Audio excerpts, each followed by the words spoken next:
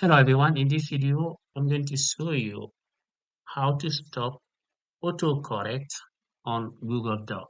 Okay, so we are going to start. As you can see here, I write it wrongly. Okay, but I want to see autocorrect suggesting me to edit whatever I write on Google Doc. Okay, so we are going to start. Open Google Doc and go to Tools and to Preference,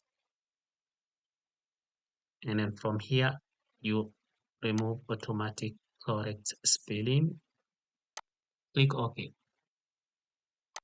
This should be done.